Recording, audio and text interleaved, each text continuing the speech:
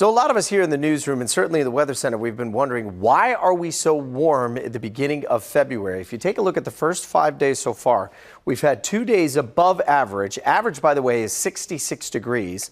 And then the last 3 days, the 3rd, the 4th, and the 5th, have all been record-setting temperatures of at least 83, if not 84 degrees.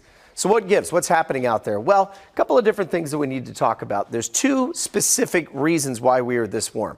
One is the jet streams. Now, the polar jet stream is the one that we normally talk about with that cold Canadian air. Look where its current position is. And most of this week, it's been stuck right up here across the northern tier. So the Dakotas, over across parts of the Great Lakes, and up across New England. They've had lots of snow and ice.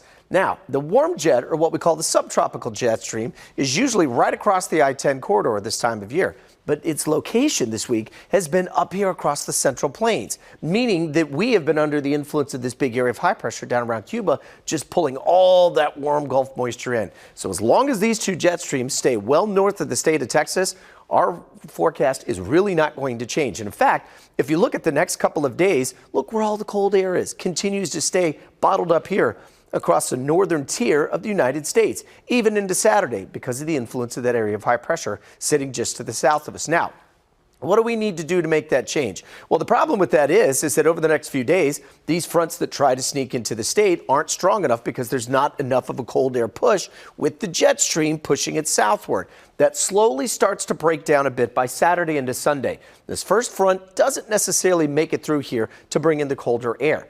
But watch what happens as we get into next week's forecast, starting on the 12th through the 16th. So that's going into Valentine's Day weekend. See the intrusion of that cold polar jet stream starting to push that colder air down into the state of Texas.